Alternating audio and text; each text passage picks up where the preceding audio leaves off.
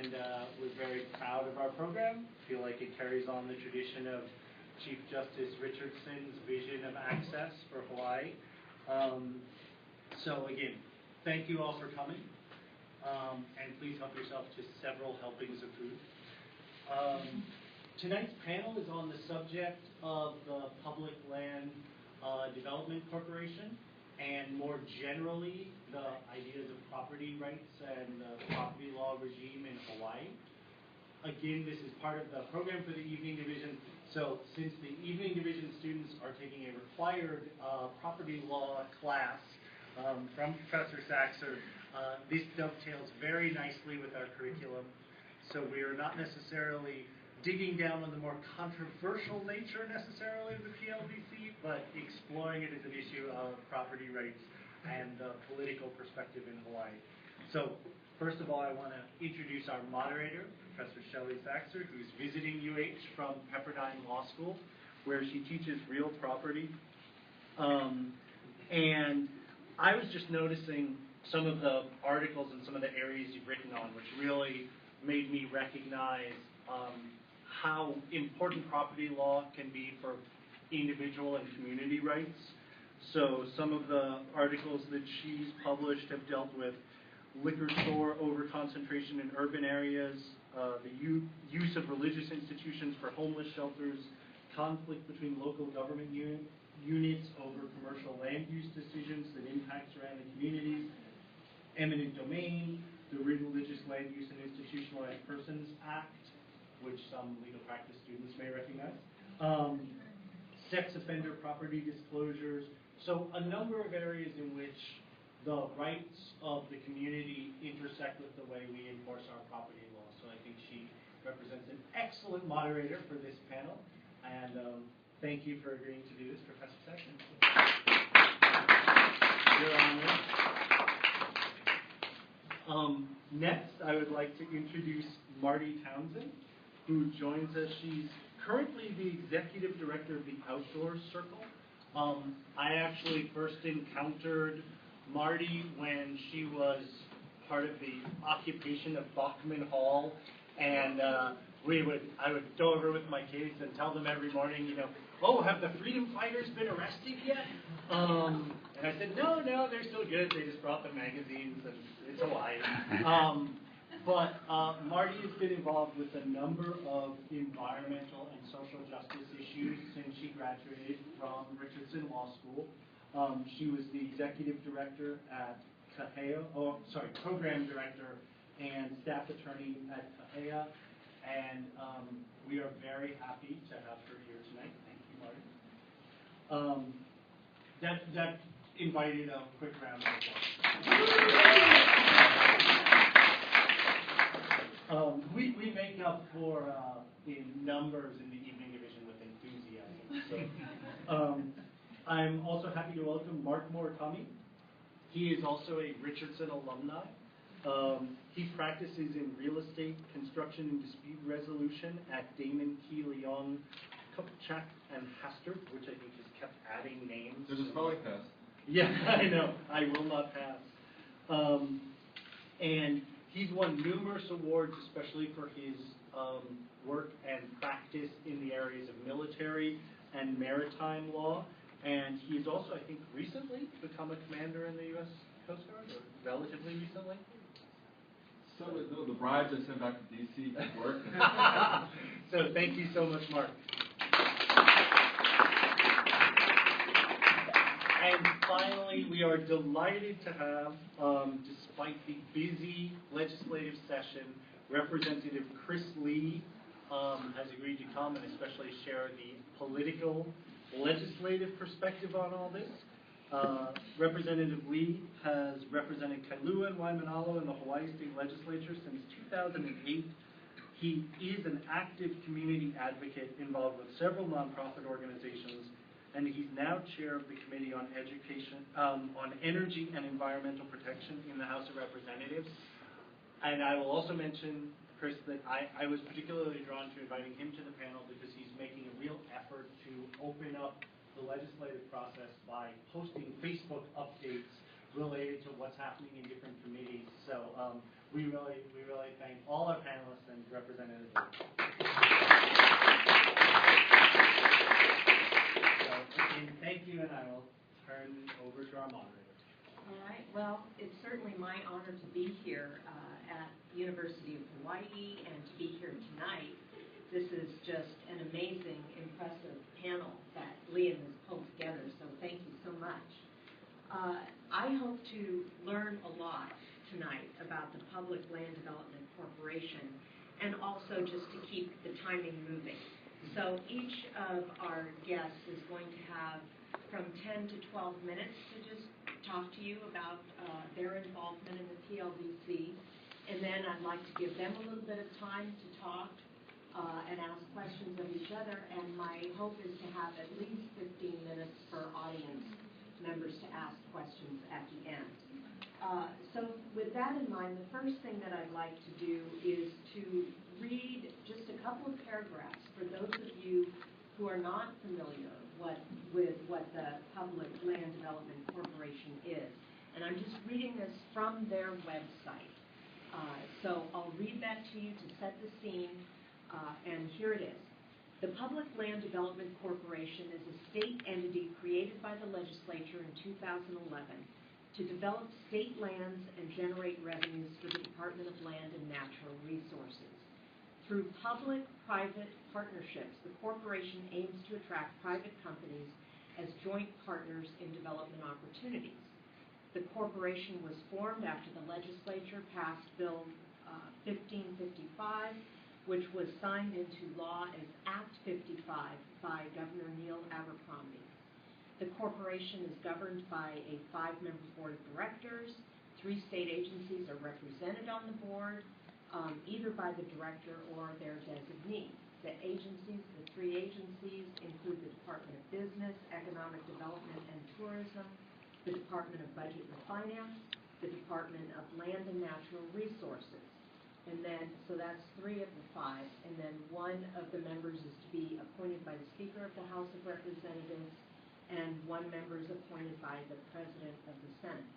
Now, my understanding, and I'll let the panelists go into much more detail on this, is that there's been quite a bit of public opposition to this legislation, and that discloses I'm not an attorney. Actually, this part-time law program is something that I'm actually kind of aspiring to as a potential option in the next couple of years here. So it's fantastic to be able to get some insight into what actually goes on.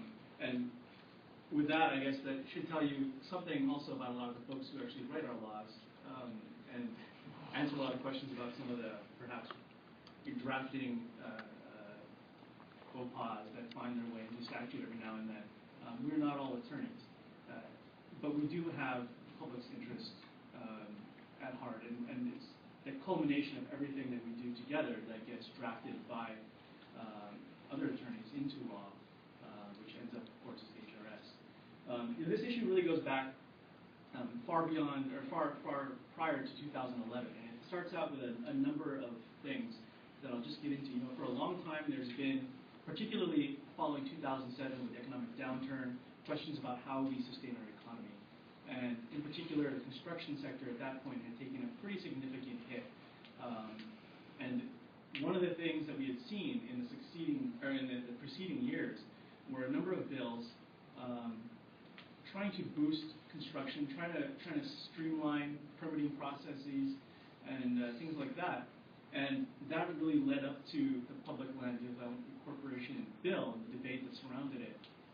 The other part of the discussion, which came about as a result of the Public Land Development Corporation, or I should say created it, was the question of revenue for the state. How do we maximize our available resources, and the state has a lot of land sitting around at this point, to maximum benefit. Money was the biggest thing that disappeared along with all the other economic activity in other industries, including the construction industry. Revenue declined, and we were faced with really terrible decisions. Do we cut from the budget specific programs that are going to be helping people? Do we raise taxes, which nobody wants to see? And we're trying to think out of the box in a lot of ways. And this was one of those ideas that came about which kind of blended the two. So the debate coming into this, and there were many, many versions of the bill before it ended up as the PLDC that we know today, centered around these questions. And what we found at the end of the day was that there was enough of a consensus, particularly in the budget side, to try and raise money from other places to push something like this ahead. And at the same time, there was enough drive from particular senators and representatives who've always been gung-ho on streamlining the procurement process and permitting and environmental review and all sorts of stuff to try and incorporate some of those ideas into this. And so you came out at the end of the day with PLDC. Now that's kind of the broad overview of how it came to be. It's far more complex, and the legislative process is, the standard cliche is making sausage, right? Everything goes in and what comes out, you really don't want to know how it's made. But at the time, there wasn't a whole lot of debate, and there wasn't a whole lot of discussion over some of these issues because the way the process works is very compact. The legislature starts in January. You have 60 days through the beginning of May, where 3,000 plus bills potentially are debated, voted on, passed, etc. And so it doesn't give a lot of time to review particularly complex, detailed works such as this. Complicating that, you have the ability to regularly gut and replace bills, to change the language radically from one committee to the next. And this particular bill actually started out as something totally different, as something relating to education and schools and school supplies, as I kind of recall. It went to another committee, was turned into a bill about gambling, and then eventually ended up in a third committee, and the development language was placed in it. And so along the way, you didn't have a whole lot of focus on this particular bill as being one that's going to generate a whole bunch of controversy at the end of it. There were other bills which did similar things, and other exemptions from environmental review that were moving along that got a lot more focus at the time. And you had the environmental community coming out, stepping forward, pointing at these things, saying what's going on. You had construction industry on the other side, along with other folks. And this kind of was a last-minute development. I mean, it was truly kind of the 11th hour where this bill finally coalesced in its final form in one of the last weeks of the legislative session. And I remember actually at the time, it came out of a committee, and about 48 hours later, it was on the floor for a vote, along with that particular day, about 160 other bills, I think. And this one was 30 or 40 pages, many of them were. And quite frankly and honestly, we try to read everything we can, but there's no way you can get through it.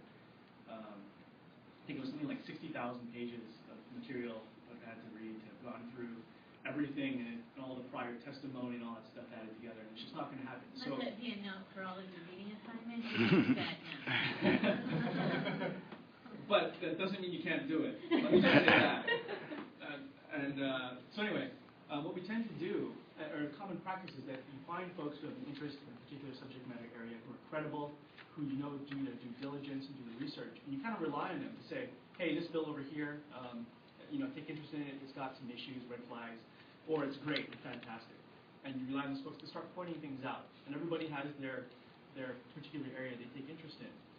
This one had slipped through the cracks, and at the end of the day, I remember we were about to vote on it, literally probably like 2 minutes away from the vote coming up on the bill. By the time we got to it, started reading through the final amendments that had been made. I think I got to page like 8 or 9. At that point, the vote was about to be called, and said, okay, well, I'm going to vote against it because there were similar language that raised concerns, and at this point, there's no way I can justify putting my stamp on this, not knowing really what came out of it. So there were, I think, 9 votes in the House opposed to the bill as it went out, and I think maybe 1 or 2 in the Senate. I don't quite recall. 1 in the Senate. And the bill passed out, and the governor signed it into law. And that was, from our perspective, the end of it, or so we thought.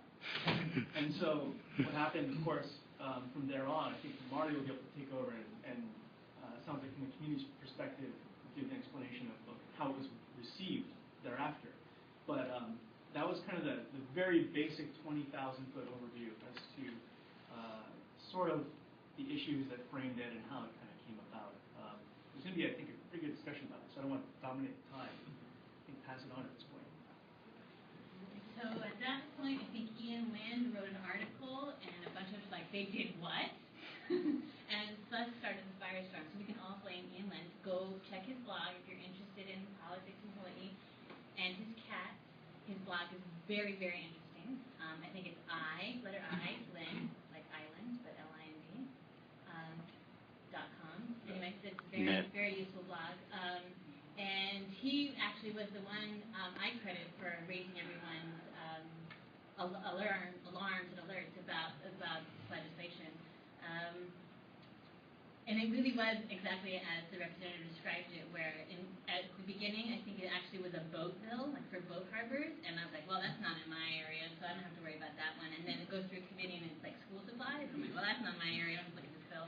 And I think it went through enough of those variations that it was able to get to the seed that is the oversight of the legislature and the basically cockroach race that is the legislative process.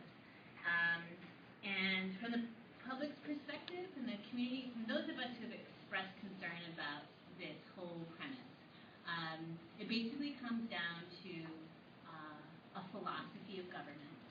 And in Hawaii, we have a philosophy of government that public participation matters. And when you have a corporation like the PLDC, where its basis is in the concept of exemptions from public process, we have a problem. The reality is that in Hawaii, unlike other places, no matter how great public-private partnerships have been there, in Hawaii, we have a very unique property scheme here. We have a history unlike any other place, and that history brings obligation. We have an obligation to protect what are referred to as public trust lands. These are lands that are held in trust with the people of Hawaii because Hawaii was overthrown. We weren't properly annexed to the United States of America. And the questionable history of our land ownership gives rise to this legal obligation. I mean, it is the basis of the compact between the U.S. and the state of Hawaii. It's this idea that all of the land is public, it's the crown and government lands of the Kingdom of Hawaii, sometimes referred to as ceded lands. These lands, because they have questionable title, are held in trust for Native Hawaiians in particular and the public as a whole. And with that obligation means the government can't just make willy-nilly decisions, ones that might raise revenue and make someone rich, because they have more of an obligation to the people of Hawaii and to protecting the corpus of that trust than in other states. So one of the mechanisms for ensuring that the corpus of that trust is protected is public participation in decision making. And I hope all of you have had the opportunity to read the opinion piece put out by Professor Antolini talking about the Moon Court and the decisions made, especially in environmental cases, where really the focus there was in ensuring that we had full quality public participation in decisions that we make about our public trust land and our environment in general. So that's basically where the issue arises. I take issue with the concept of it being able to exempt either certain agencies or certain developers or certain landowners from laws because those laws have a purpose. They have been developed over time in reaction to decisions that were made that people now see with 20/20 hindsight weren't the best decisions to make, and they say next time we ought to pass a law that prevents people from doing this. And really, you don't have to look much farther than the Land Use Commission. The Land Use Commission was formed specifically in response to the siting of a landfill on agricultural land in a Native Hawaiian community. And they said, maybe you shouldn't be allowed to do this. Next time, we'll require zoning and say ag land here, urban here, conservation there, and try and actually have sound land use policies that prevent Native Hawaiian communities from being unfairly exposed to demolition waste, to construction waste. It's those kinds of poor decision making in the past that have given rise to special land use commission designations they put on land that developers want to try to get around. And I don't think they should be allowed to get around them. If you have a good idea, if it's going to really make Hawaii a better place, if it's really going to build workforce housing and employ lots of people, then it should be able to make it to the gauntlet that is the public permitting process. And I will agree, I will concede to a very small degree that maybe there is some delay in the way in which permitting is issued, especially at the county level. But let's address that, in and of itself. Let's address the permitting process, see what things we can streamline and make go better. I mean, I, for one, have sit in line with DMV. I'm like, why can I not fill this form out online? I do not know. And I feel like there are things, and efficiency-wise, that we could do better in terms of those kinds of permitting processes and licenses. But exemption is a bridge too far. And really, we should figure out better ways of being able to ensure complete and full compliance with the laws that were established to protect public health and the public's best interest. And that's basically my perspective on it. Thank you. I was not the original invitee to this panel. My partner, Robert Thomas, who blogs a bunch on real estate, property law, condemnation, he couldn't make it and he asked me to step in. And for some reason, every time I come up here, it's always to defend the evil developer and to pave over our beautiful state. And it's kind of ironic because I spent many years in the Coast Guard cleaning up oil spills, and I had a big hand in setting up or helping set up the regulations for the Northwest Hawaiian Islands Coral Reef Reserve back in the day, et cetera. And so it's kind of an ironic situation. But what's funny is when I first got the invite to the panel, I was like, PLDC? They really hadn't kind of looked on our radar, and because it is brand new. And it was, I think, just looking at the statute, and the statute just sets up a corporation to deal with the development or use of public lands. I think it was pretty vague, and that's probably why it got a lot of people up in arms. And so I think back, I live in Chris's district in Kailua, and within about a mile and a half from my house, we have 3 elementary schools. So they're each about 3/4 of a mile away from each other. And Kailua is an aging community now. The growth or the population is all in Mililani and Eva and out on the west side. And so the schools are more than half empty. And it's kind of like, boy, I look at this huge urban land, 8 to 10 acres each. I look at these buildings, this infrastructure, it's all wired, massive internet. It's used to having people come in and out of it. And I was like, isn't there some way or something that we could do to reutilize these buildings? And giving up elementary schools is a challenge. Most communities fight that. I think the last one that really closed was on Oahu, was Wailupe, and it was huge public outcry about it. But I'm not sure what's happened on that side since. And so there's a kind of a question there. The state does own a lot of land, and what should we do with it? And should we reuse it from, do I want watersheds converted? No. Do I want conservation land converted? No. But there are a lot of urban zone lands that are underutilized and could be utilized in a more economically productive way. And not just for the rich luxury condo developers where they're going to take their millions back to Wall Street, but tech hubs, innovation centers, and whatnot. So, I don't know. I think as a community, and this is not lawyer talking, as a community, we can tolerate and have a discussion about better ways to use the land the state has. Now, when I looked at the PLDC statute, one thing that kind of caught my eye, and it's really important in the context of both this as well as the rail project and others, is that the public-private partnership, and that is the way a lot of projects get developed on the mainland these days. And the classic public-private partnership that I was personally involved with related to a luxury development on the Big Island called Hokulea. Some of you are familiar with Hokulea, some of you aren't. Hokulea's South Kona, Kealakekua area, and it had, most of Kona is ag land. Back when the land was classified, the default was ag, and so you have lava field upon lava field where nothing would ever grow, but it's an ag, and that was kind of the default. And so we had someone with this huge lava fields and wanted to create a hyper-luxury, world-class Donald Trump golf course and have, I think it's 1 acre, 2 acre type of gentleman's estates and centered around this huge golf club. So this mainland developer comes in and does a public-private partnership called a development agreement, the first development agreement ever done in the state of Hawaii. The statute was drafted by the person who's on sabbatical.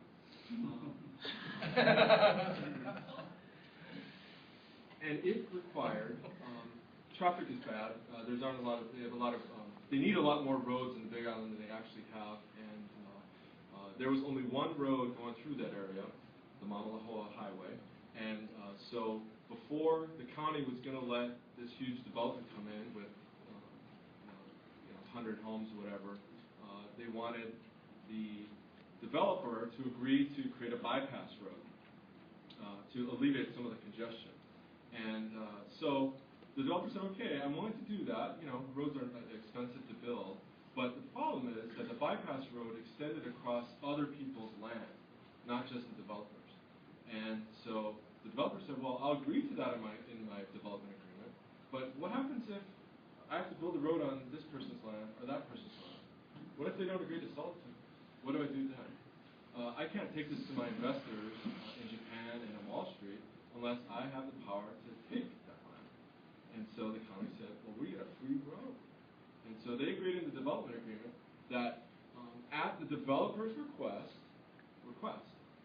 they shall condemn any property along that right-of-way that they needed for that developer's road that he had to build. And he had to build it. He wanted to upzone it and make it more dense zoning.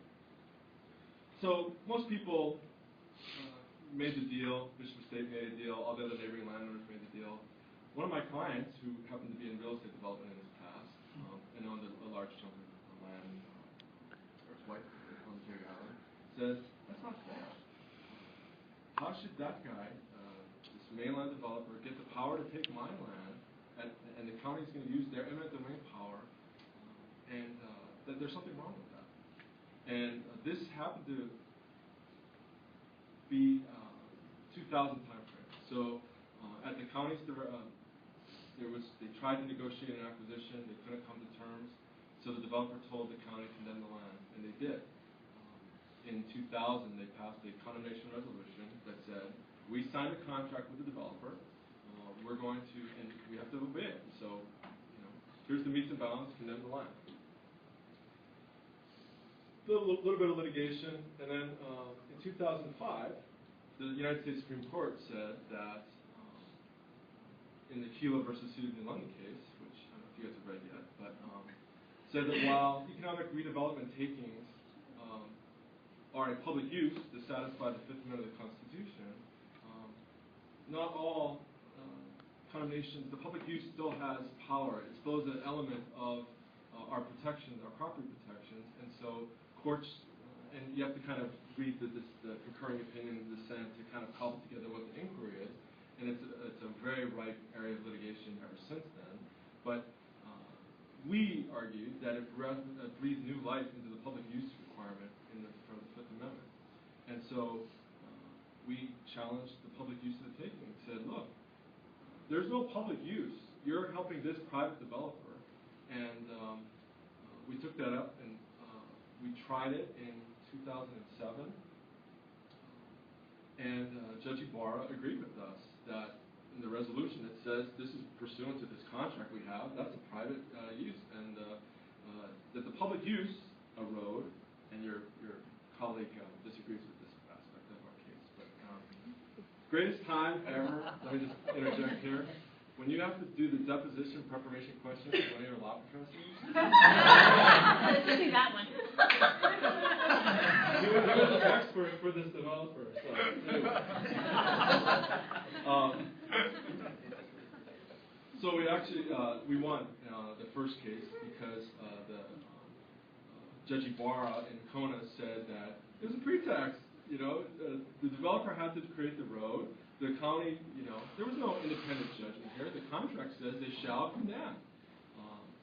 And the other little side aspect of the case was in 2005, having had so much trouble with litigation, the county council passed another resolution condemning the same property, saying, well, we really need this as a public road, never mind what we said earlier about the development agreement.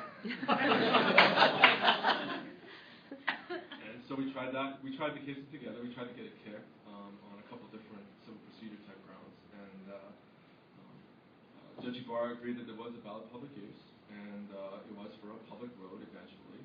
And so we took that up to the Supreme Court, and we said, look, it's a pretext. It's the same darn road.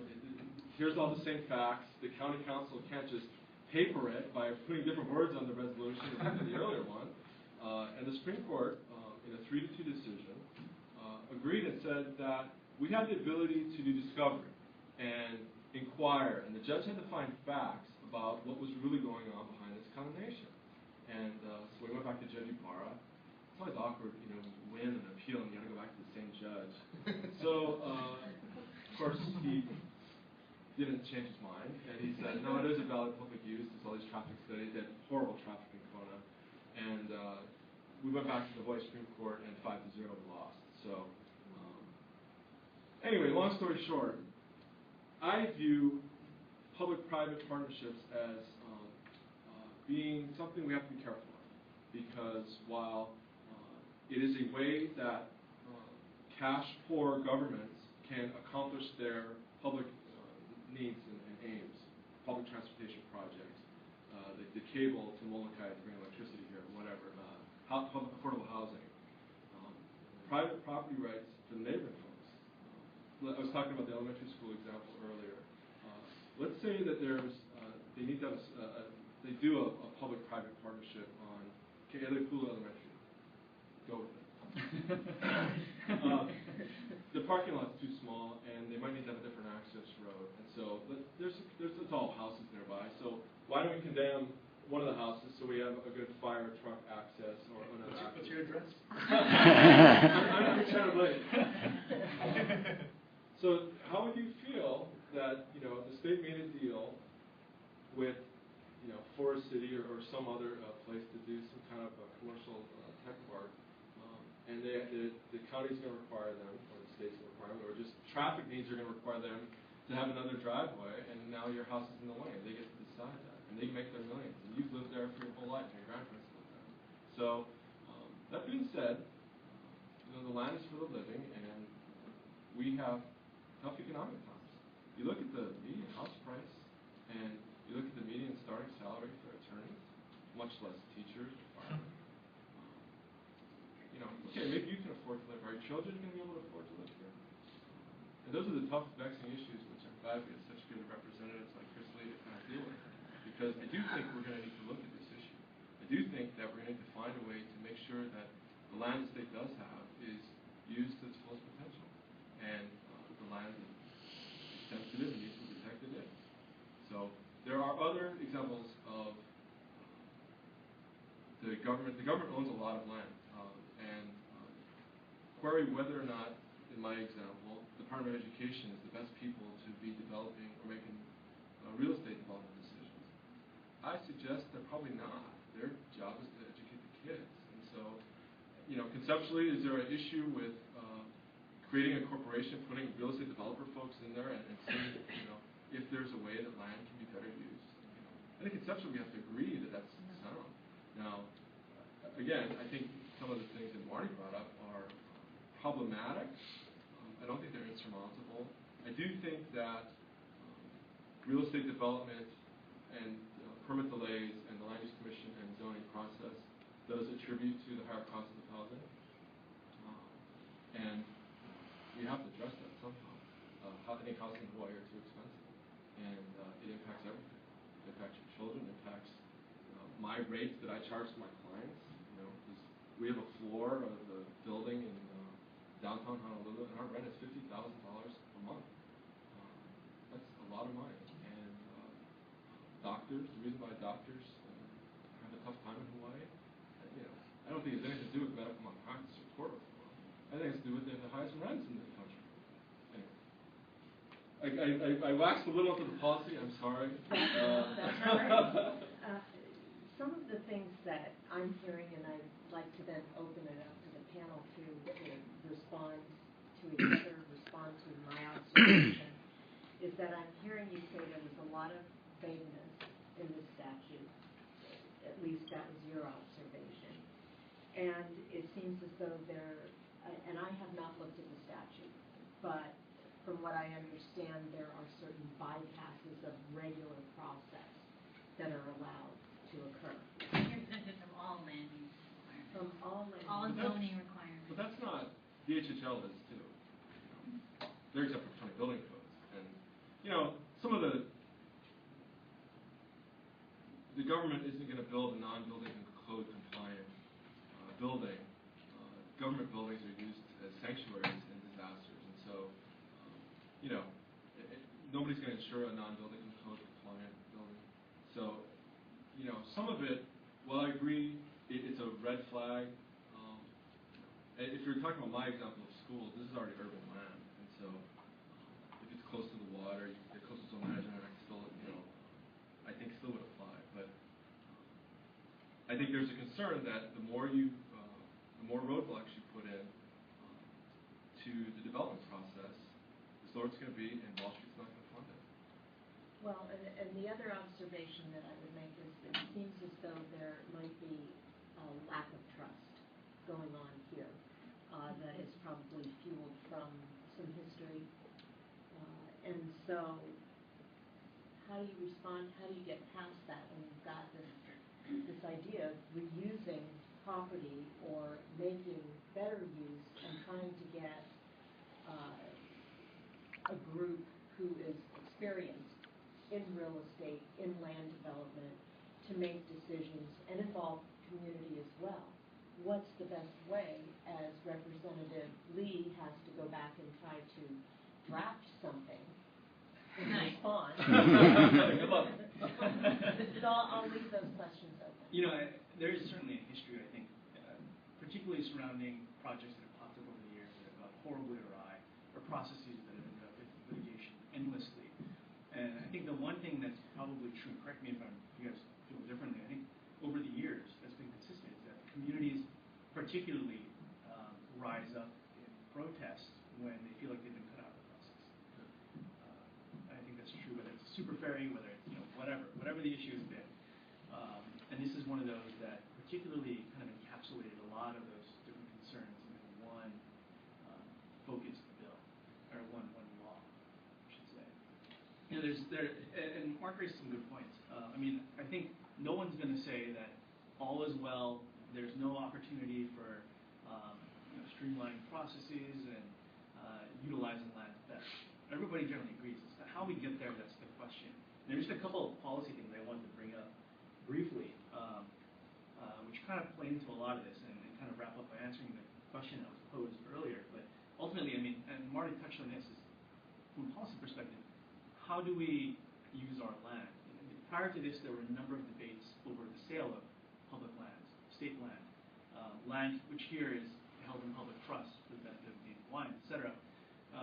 And we really tried to step back from that collectively as a legislature, passing, I can't remember the year, it was Act 176, which required legislative oversight of the sale of public lands, following a number of questionable actions on the part of the government. And this also played into the PLDC bill, because depending on which draft you're looking at, the corporation had the ability to go out and sell land, for example, without any sort of oversight on the part of the legislature anyway. And that raised concerns, because ultimately, if this is going to be a policy question, holding this in trust, how can we, on the merits of trying to raise money for the state, sell this now? Because if we're going to do that every time there's a recession, we'll be selling off land, and eventually there'll be nothing left. And ultimately, the one thing that is passed on historically here is the corpus of the land from one generation to the next, through state and county governments, etc.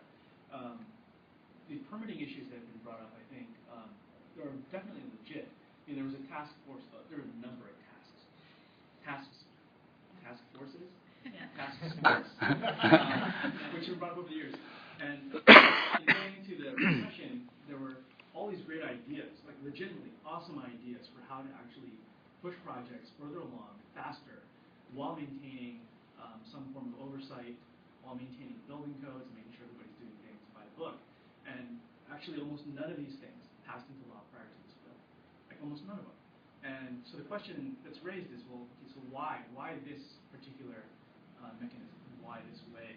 And that's the question that was posed, sort of in retrospect to the governor, to the legislature, to others, as to why this. And there were really, from my perspective, I didn't get answers from either the administration or my colleagues as to why. Because the question, when you boil it down to it, is, okay, if this is going to be it, obviously there are concerns raised.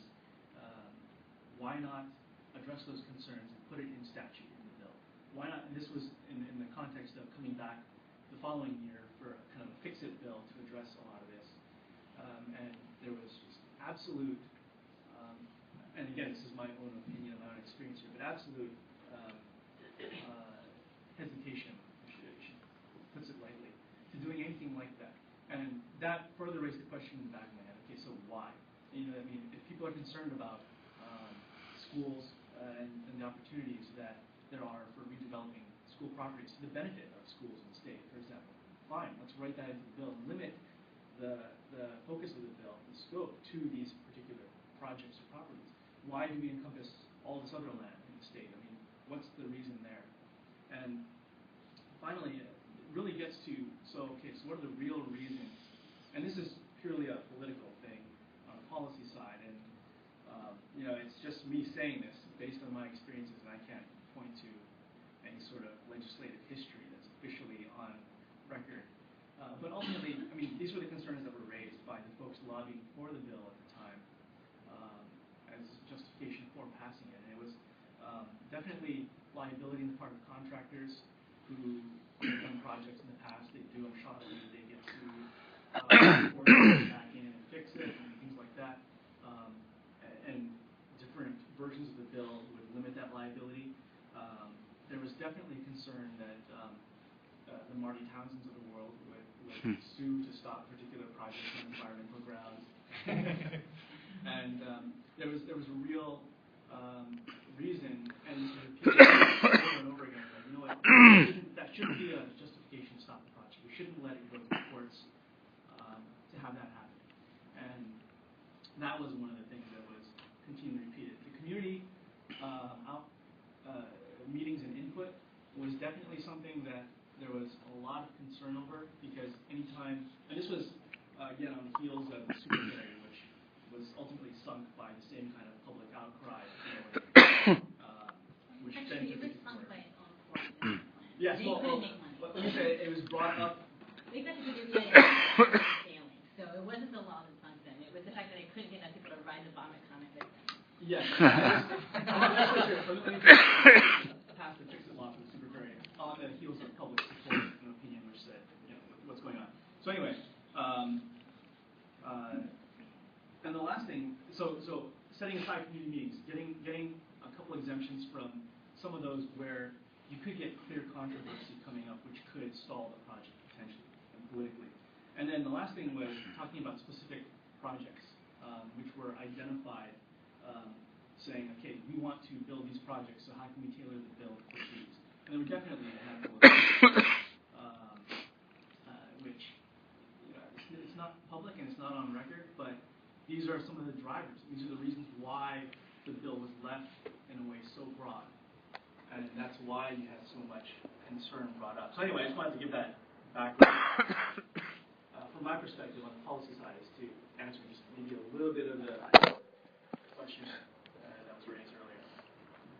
Marti? I have a couple of things trying to organize my thoughts. First, I just want to be very clear that this isn't really, in terms of the PLDC, this isn't about public-private partnerships per se. This isn't about smart use of land per se. This is about developers, wealthy people, whether local or from the mainland, taking advantage of public outcry to serve their own interests. They got exemptions from the laws that they didn't like, and they used the of streamlining a better public process, or streamlining and workforce development, workforce housing development as a way to justify that. And let's just be very, very clear about that. I mean, even those people who are, held up as proponents of public-private partnerships talk about the need to really follow the law. And so let's just separate those two, because when it comes down to it, when a project is done well, follows all the laws, it doesn't get dragged into court. It doesn't get hung up in controversy. And there are plenty of examples that probably you've never heard of because they never once get a day in a newspaper because there was no controversy about it. They did really good public outreach. They followed all their laws. They got all of their permits, and they built the project, and everything was done well. And you can look in downtown Kaka'ako for just those examples. The Hung developers, William Hung, I think, just developed, has finished one workforce housing development, 100% workforce housing. I think he's been in the newspaper once, and it was totally a positive article. And he's working on a second one. And the point is that it is possible for developments to be done in Hawaii and be done right and not be dragged into court. The ones that get dragged into court are the ones that either don't follow the law or haven't followed the process. We're not talking solely about the sale of land. We're talking about all kinds of dispositions of land. There are lots of things you can do to a parcel. And Hawaii has seen that when we give these sweetheart deals of long-term leases to developers, they can have long-term impacts even without ever selling a piece of land. So never triggering Act 176, never getting in trouble with selling out the public trust resources, but still robbing the public of the full use and their rights in terms of public trust land. So there are a lot of things that developers could do outside of buying, selling, condemning land that would still undermine public best interest. And it's important to think broadly like that because they're thinking broadly like that. I'd like to also highlighted past attempts to try to streamline the process, and there actually have been attempts to implement that. The Office of Environmental Quality and Control, which is the entity that's supposed to ensure that environmental impact statements are done correctly, has implemented rulemaking that allows agencies to identify those activities that are not likely to have a significant impact, to then have a streamlined review process. So they don't have to do, the classic example given of I have to do an EIS because I want to install the drain. No longer do you have those kinds of situations. And instead you have agencies that have expertise in their areas, know what activities they're going to undertake, and know the likely impacts of those activities are exempted from, they're called exceptions. There are exceptions from Chapter 343, and it ensures streamlined, solid public government. And while I support those kinds of really targeted, well thought out, and genuine public processes to streamline things. Those exceptions go through Chapter 91 public rulemaking, and there's all kinds of hearings, and it's well vetted, and it becomes a solid system that you never hear about in the newspaper because it's well done. So I really see the PLDC as being something where people who are looking to exploit Hawaii's land took advantage of a situation and to the detriment of the public. And it's really been a public outcry that has at least brought to the table that we're going to repeal this bill and we're going to start over. No one's opposed to the idea of using public land smartly.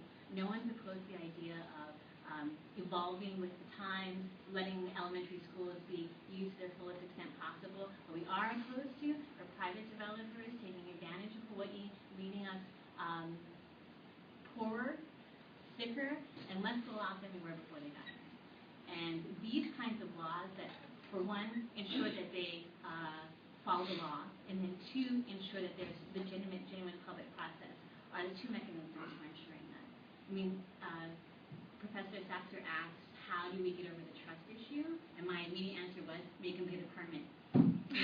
The EIS, that's a full confession document, right? This is not enforceable. The thing that makes it enforceable is the permit that comes after that, right? So you have to get a conservation district use permit in order to build in a conservation district, for example, right? Okay, you have to get an EIS because you're required to get this permit. And in the permit, they say all the promises you made to say how you're going to minimize and mitigate all the horrible things that your project's going to do. those now become conditions of permit. If we don't do them, then I get to sue you. So those are the kinds of ways in which you build trust, given the fact that we're coming into this conversation having already been taken advantage of multiple times. Did you want to add anything to that before we open it up? Well, I'm interested in the conversation, so I don't know. I'll get my opinion left and right if you ask a good question. Okay. Well, let's open it up to the audience then.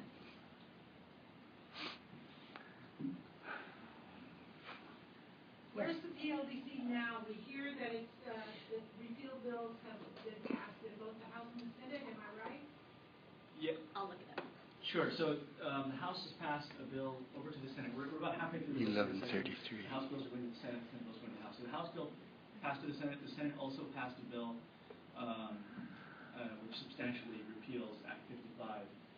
There are also a number of bills which are going to try and replicate PLDC or replace it in a certain way.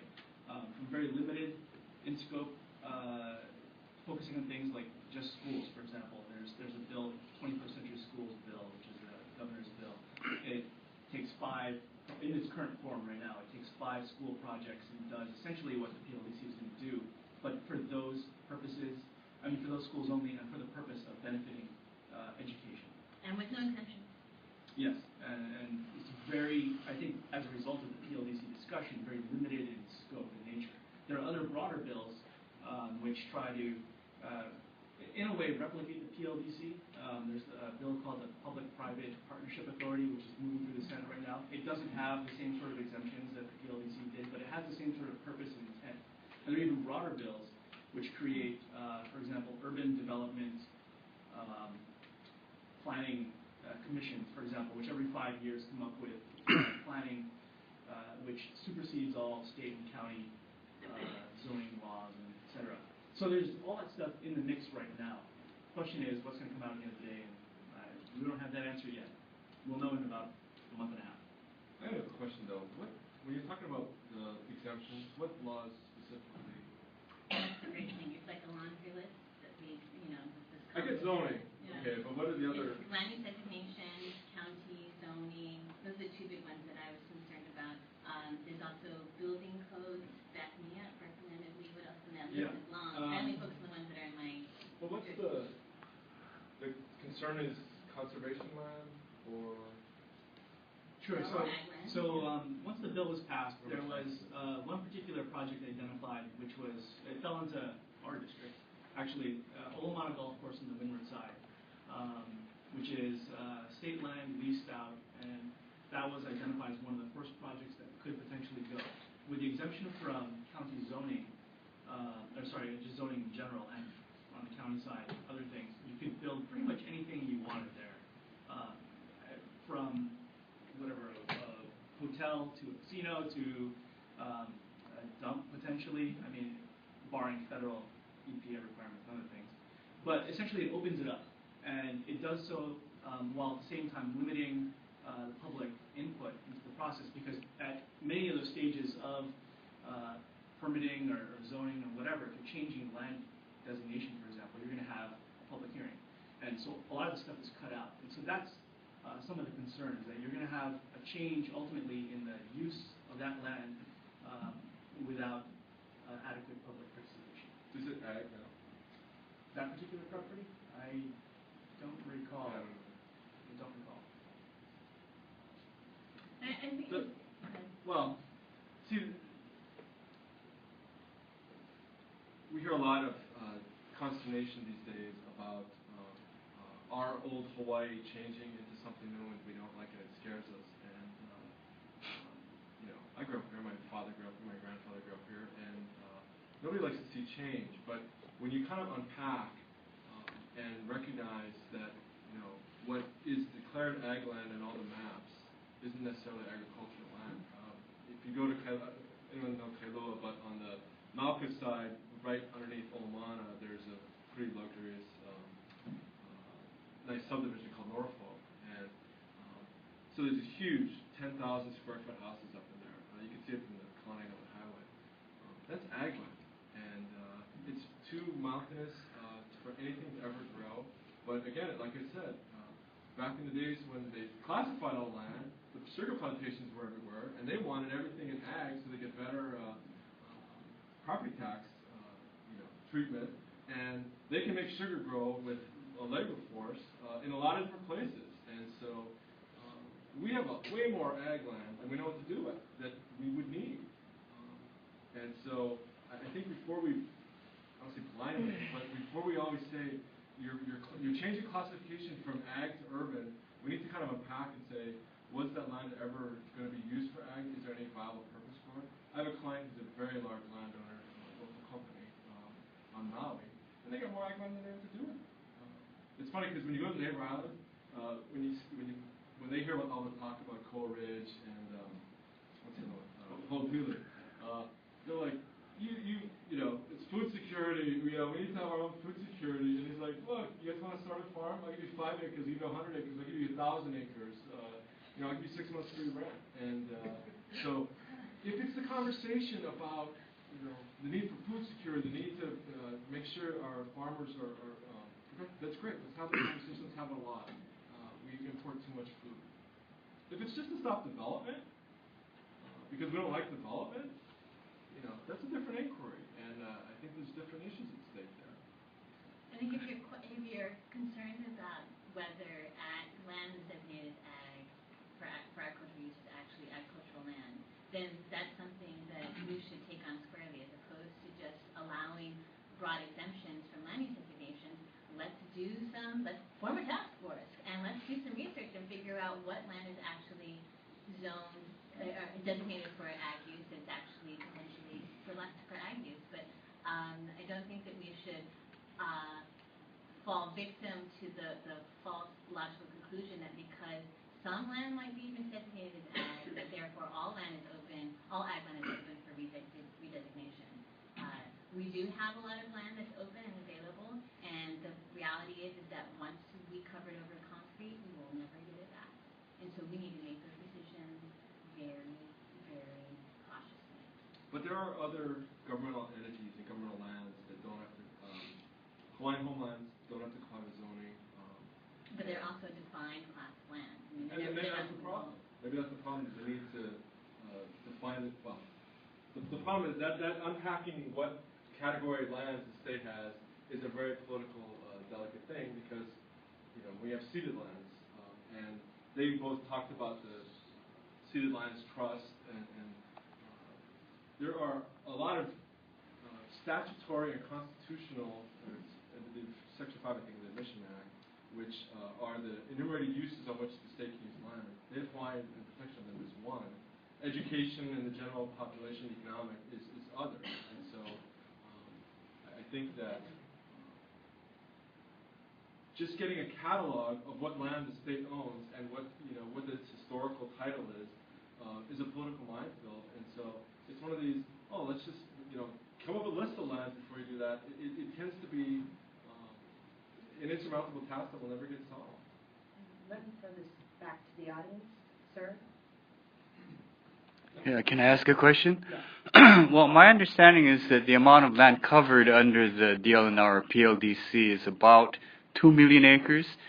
And as a comparison, Kamehameha School's Bishop Estate total land holdings is about 360,000. So we're talking about a lot of land, almost 2 million acres, 97% of which is ceded lands or crown lands, as Marti mentioned. Now, my question, I guess, would be to Mark, but to anyone else as well, is that you seem to be saying that the PLDC or some kind of PLDC-like entity is actually a desirable thing. And I don't want to put you on the spot, but I kind of do.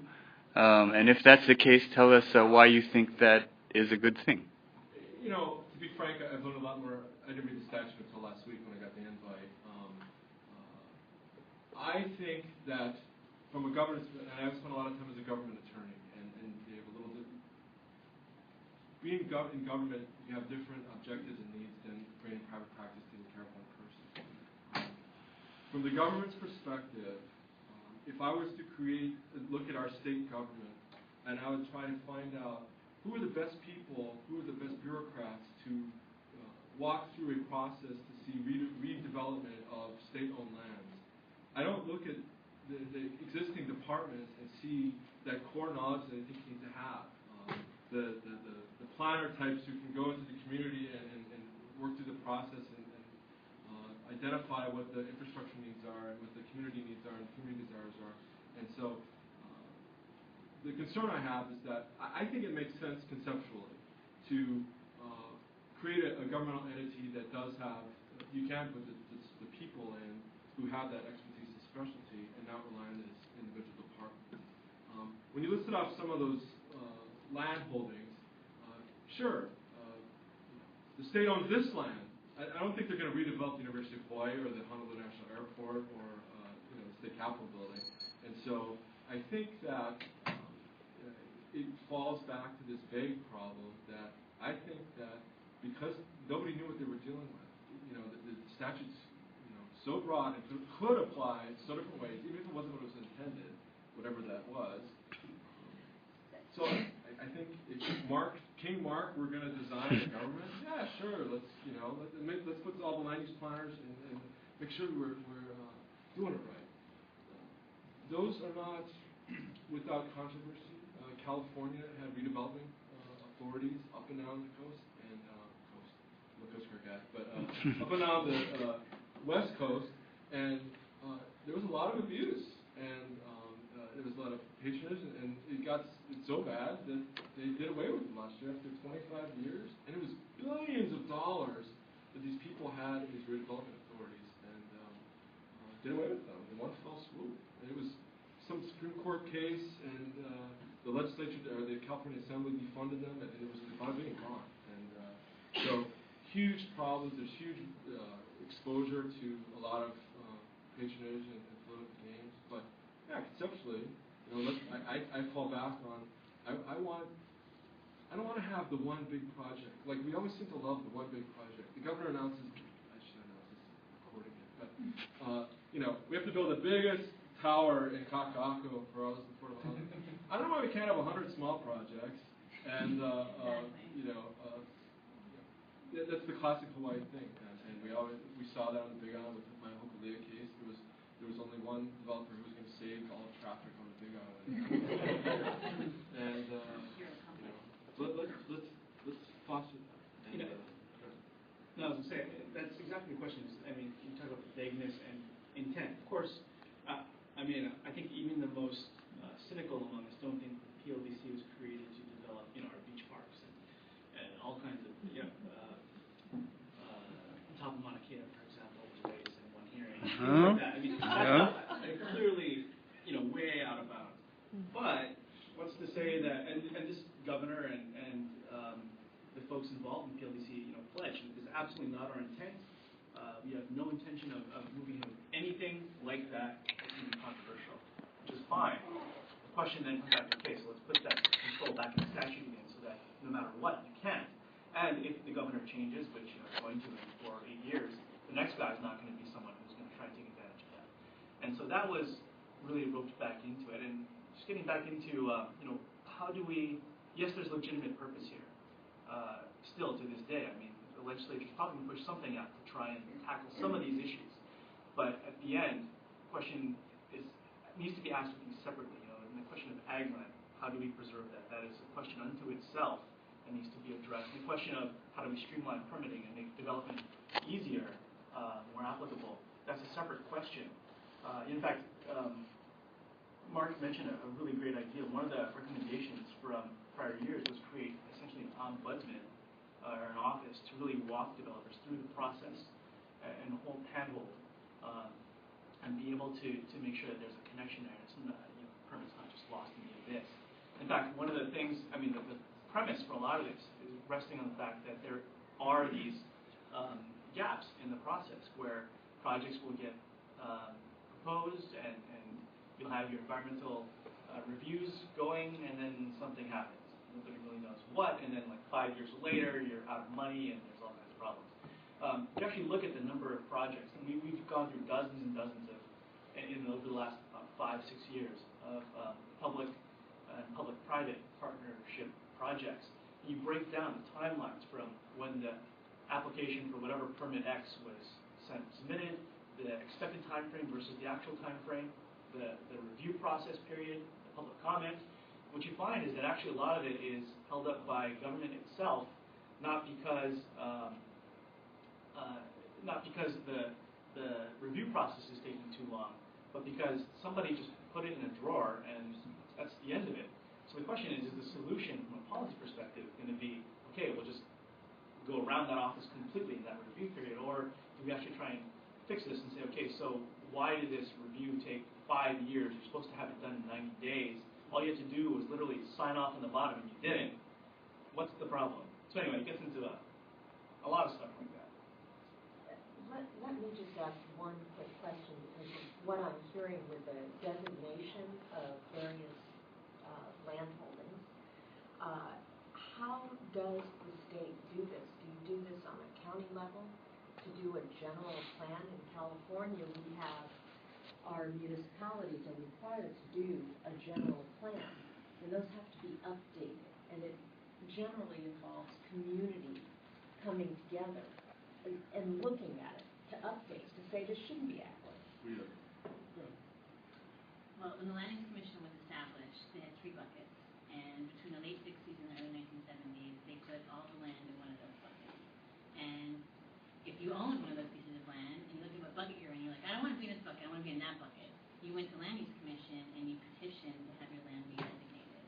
And what often happened was a farmer had his land in the agricultural bucket, and then got bought out many years later, and the guy now owns it as a developer, and he bought it because it's really cheap land, and he said, you know what would be really great here is not cow pasture, but hotel, right? And he says, I want to be in that bucket. And so then the developer takes a petition to the Land Use Commission and works to get it redesignated. One of the controls on how land is redesignated is what's called the county-based community development process. So there are plans that communities are supposed to develop through long, drawn-out public processes to identify, industrial goes here, schools go there, homes go here, keep the beaches open, whatever. And the challenge is that the county in particular is very bad about issuing variances to those community development plans. And so even though the community is trying to articulate to the outside world, this is what we want to see in our community, and invite developers to come in and do things along these lines that this plan outlines, instead developers have in their own mind what they want to do, and they will get a variance from the county, from the community plan, and then we'll go to the Land Use Commission for redesignation. And it's those kinds of projects where the developer is pushing against the flow, pushing against the stated desire of the community, that you have a lot of litigation, public outcry, and ultimately the projects fail. We have 2 zoning levels. The state has the land use classification is zoning, basically, and it has, there's 4 broad categories. There is no, one of the 4th category, there is no land in it, but there's also on Maui. But so the entire state is classified at the state land use commission level, and then below that the counties exercise home rule and zoning powers, and throw into there the Coastal Zone Management Act, which we don't have. It doesn't impact a lot on Oahu. It does on Maui, and the SMA is very far ashore on Maui. Special management. What is it? Shoreline management. Special management act, Coastal Zone Management Act, and there's a case. I think it's called Gatry versus Blaine, the Hawaii Supreme Court. She was talking about the community development plan is the general plan. We used to call it general plan too. But the Supreme Court said that in order to get an SMA permit, you have to be consistent with the community development plan or the general plan and ag zoning and whatnot. And one of the challenges is that the community development plans changed and tend to be aspirational. On Maui, they have a couple highways and they put a bunch of parks on people's lands that was resort zoned. So now you're saying, okay, I have resort zone land, I should be able to build, let's say, a house or a small hotel or something. But the general plan now says park. Well, because it's in the special management area and because of the Gatry versus Blaine decision, I can't get a permit because a special management permit, because the general plan says I'm a park. And yeah, it's aspirational, but I already have zoning. My zone says I can build a small hotel here. And so it's not without challenge and difficulty to walk through the process, and it is kind of hard to explain to mainland folks, mainland developers. And the final point I have is that, look, unless the challenge with funding big projects is that you can go one of two ways. You can have the very wealthy entities fund it, A&B, Bishop State, whatever. Or you can get a Donald Trump type guy, or like my guy, the Hookley guy, who takes it to Wall Street, investment banks, Lehman Brothers, or whatever, says, okay, I have this project, I'm going to entitle it a little, hey, give me $100 million and we can build it. The challenge is the more impediments you have, and the less certainty you have, the Wall Street investment bankers aren't going to fund it. And so that's one of the challenges. So then we're left with, look, if you can't take the project to Wall Street, then you're left with only having A&B, Bishop State, the state of Hawaii doing the development. And that might not always be the best thing for the economy.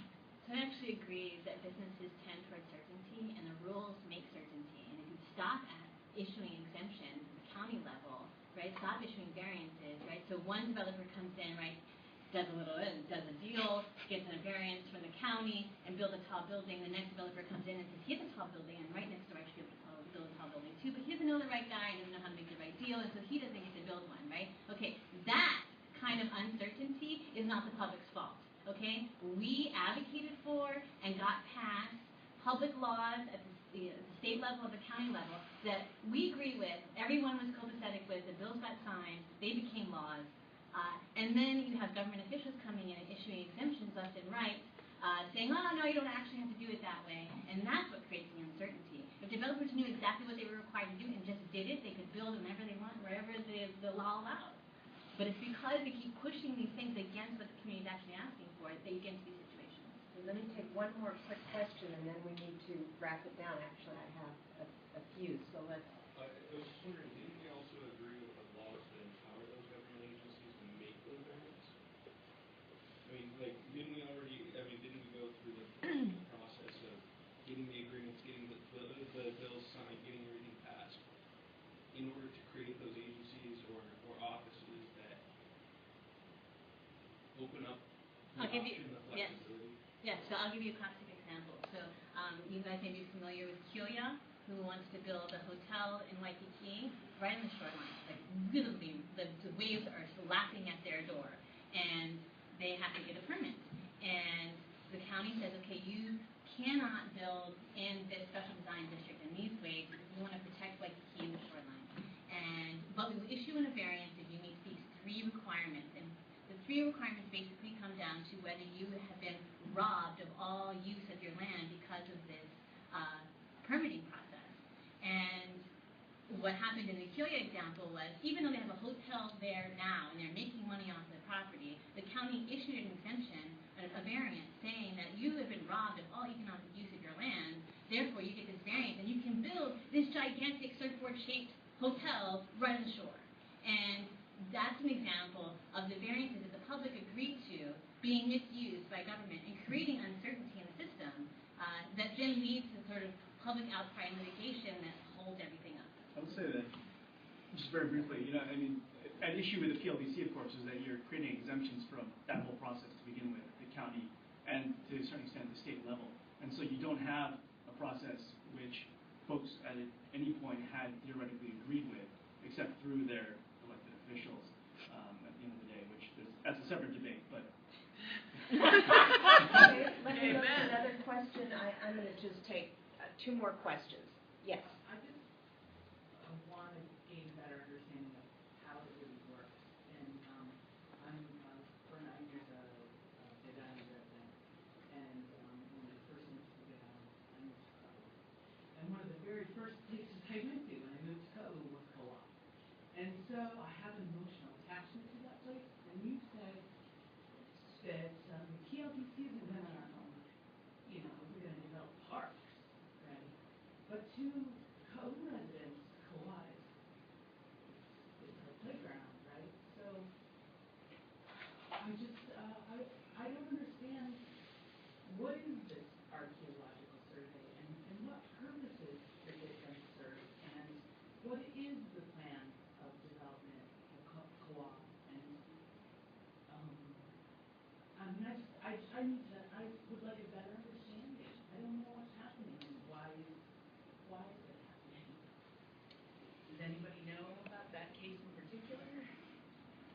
can't speak specifically to that case. I think your concern is reflecting, I think, a lot of the public concern out there generally, which is what about, how does this affect my backyard and the things that we hold dear?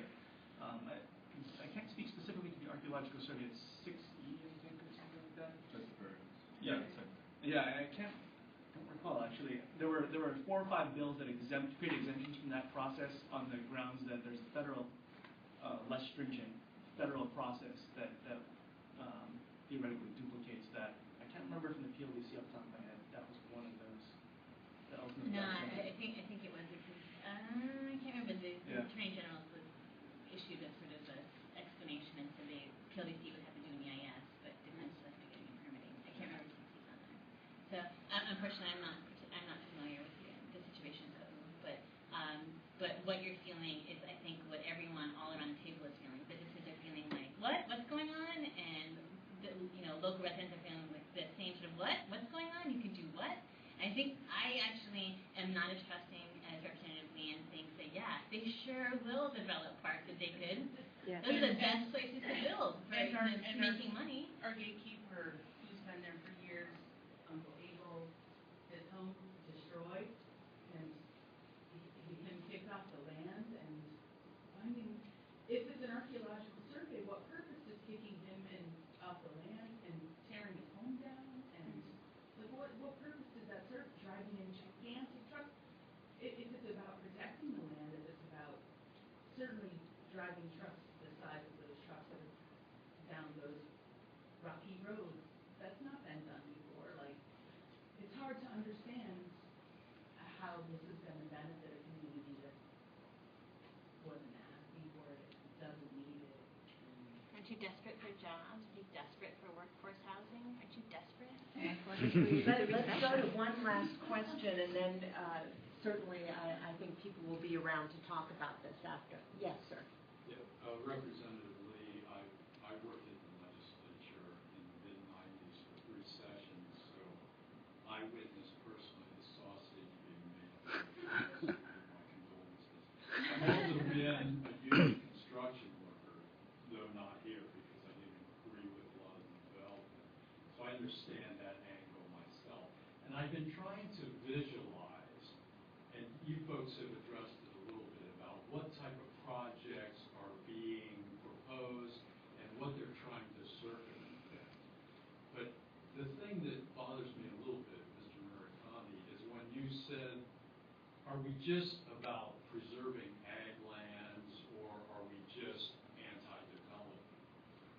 And the flip side of that is, are we going to have development for just development's sake?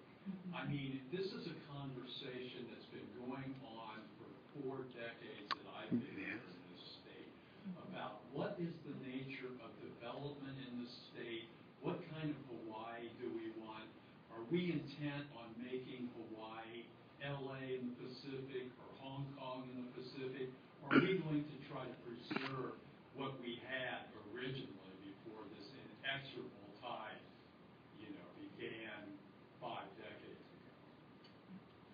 This is the question of highest and best use as it has evolved over the years.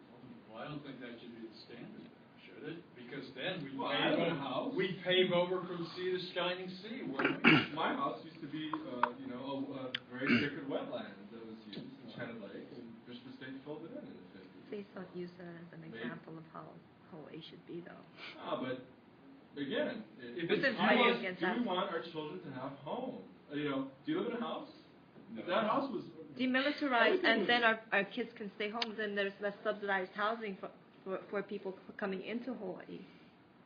Military lands, 25% of the state. Are even these homes being built for people that are here in Hawaii? We're bringing in wealthy people from outside, from the mainland and Japan, and now we'll see Chinese coming in when they want to flee the situation that they've made there, and it will escape the environmental problems and the social problems and economic problems and environmental problems that they have there. When things start coming down, then that money will flee, and we'll have a rich person's paradise. Let me have the conversation continue after. I think it's probably evident that this is really emotional. Property is emotional to begin with, and I would say just from the brief time that I've been here and interactions with students, that it is heightened here, these feelings. It is pretty emotional. So thank you for letting me be here. Please thank our panelists.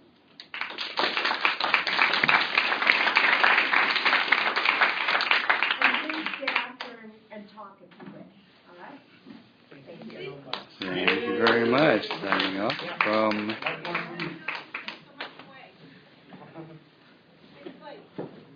Thanks for joining.